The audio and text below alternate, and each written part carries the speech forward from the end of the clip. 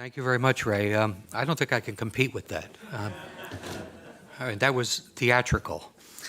Um, Instead, I would like to go a bit beyond the comments that both of my colleagues have made and suggest not only that Israel is no ally, but also that it is actually not a friend because it does actual damage to the United States through using its considerable access to Congress and the media to promote policies that are good neither for the United States nor for Israel. I'm sure you've all heard the expression that a friend does not let a friend drive drunk. Well, the United States has been driving drunk for quite some time, and that dangerous behavior has to some extent been encouraged by Israel and its many supporters in Washington. Israel might or might not have been an actual enabler of the disastrous American invasion of Iraq, but it is undeniably true that American officials extremely close to the Israeli government were behind the rush to war and the forgery of phony intelligence that fed the process. If the United States goes to war with Iran in the near future, it will not be because Tehran actually threatens America. It will be because Israel and its powerful lobby in the U.S. have succeeded in creating an essentially false casus belli to mandate such action. Prime Minister Benjamin Netanyahu, who once commented that 9/11 was good for Israel, has repeatedly sought to commit our government to draw red lines that would narrow options for the White House and de facto require it to take action with the military against Iran. Congress is meanwhile advancing legislation that would commit the United States to intervene militarily in support of a unilateral Israeli attack, meaning that Israel could easily be empowered to make the decision on whether or not the U.S. goes to war. Nothing relating to Israel is quite like the U.S. interaction with other countries. Delinda and Janet have outlined the dollar costs and special financing arrangements that go to support Israel, measures that are not in place for any other nation. Congress also approved on Wednesday, as part of the United States-Israel Strategic Partnership Act, by a vote of 410 to 1, an Israeli exemption from the reciprocity mandated by the so-called visa waiver program. Israelis will be able to travel freely to the United States, while their government will be allowed to refuse entry to American citizens. This is a privilege that is granted to no other country. One congressman has recently even introduced a bill to cut off federal funding for any academic organization that engages in boycotting Israel. Boycotting other countries is okay. Israel interferes in American elections, most recently on behalf of Mitt Romney. It has corrupted our Congress. Its head of government publicly rebukes our own head of state. Government ministers insult and ridicule John Kerry, and its intelligence officers actually provide alarmist and inaccurate private briefings for American senators on Capitol Hill. I also would not doubt that Israel, accustomed to behaving with impunity towards its alleged friend and patron in Washington, might manufacture a pretext to draw the U.S. into a new conflict, something reminiscent of the Lavon affair in Alexandria, Egypt in 1954, or the false flag attack on the USS Liberty in 1967. Israel currently strongly supports using force to intervene in Syria, a proposition that is opposed overwhelmingly by the American public. In short, Israel has no reluctance to use its enormous political and media clout in the U.S. to pressure successive administrations to conform to its own foreign and security policy views. One other very good reason why Israel should not receive billions of dollars in military assistance annually is its persistent espionage against the United States. Grant Smith has described how Friends of Israel stole enriched uranium from a Pennsylvania refinery to create a nuclear arsenal. More recently, we have learned how Arnon Milchan, a Hollywood producer born in Israel, arranged for the illegal purchase of 800 nuclear triggers. Milchan picked up an Oscar last Sunday without any interference from the FBI. The existence of a large-scale Israeli spying effort at the time of 9/11 has been widely reported, incorporating Israeli companies in New Jersey and Florida, as well as hundreds of art students nationwide.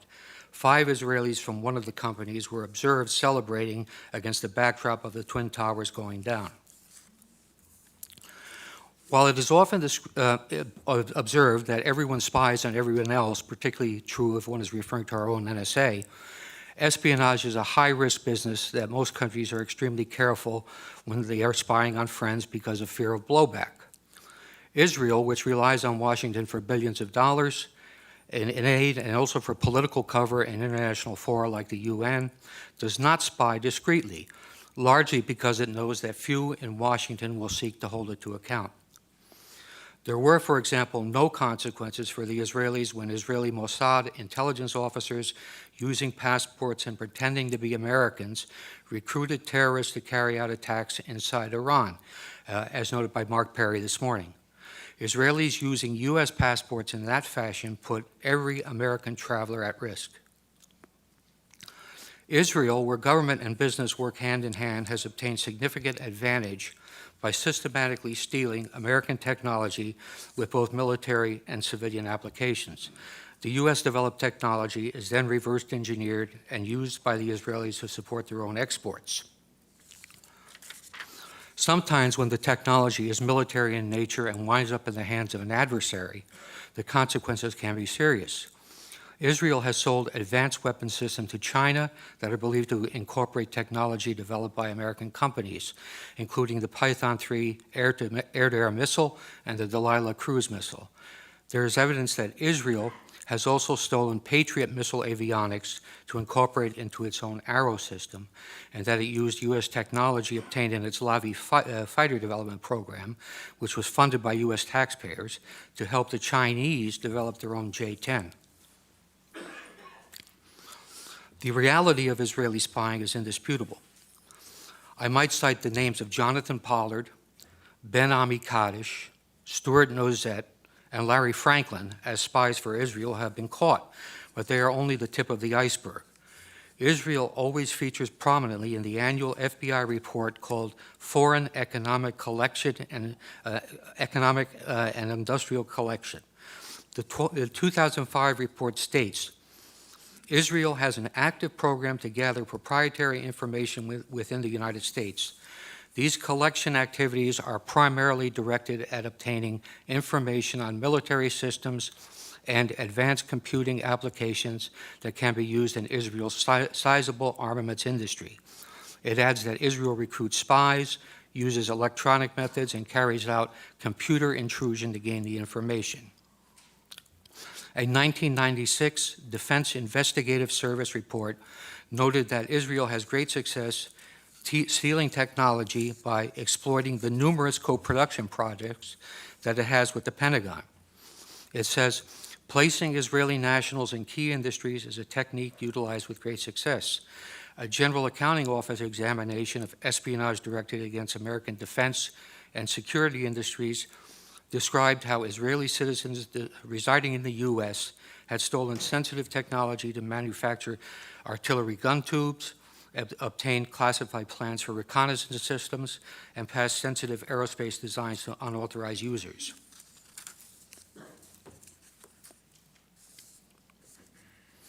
The GAO concluded that Israel conducts, and this is a quote, conducts the most aggressive espionage operation against the United States of any U.S. ally. In June 2006, a Pentagon administrative judge overruled an appeal by an Israeli who had been denied a security clearance. If you can imagine that, an Israeli with a security clearance at the Pentagon.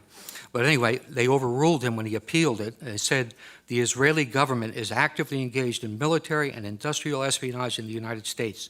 An Israeli citizen working in the U.S. who has access to proprietary information is likely to be a target of such espionage. More recently, FBI counterintelligence officer John Cole has reported how many cases of Israeli espionage are dropped under orders from the Justice Department. He provides a conservative estimate of 125 viable investigations into Israeli espionage involving both American citizens and Israelis that were stopped due to political pressure. So the answer to the question, is Israel an ally of the United States, is most definitely no. Is it even a friend? Well, I suppose there are all kinds of friends in the world, but if you judge Israel by its record on how it interacts with the American government and people, I think the answer would also have to be no. Thank you.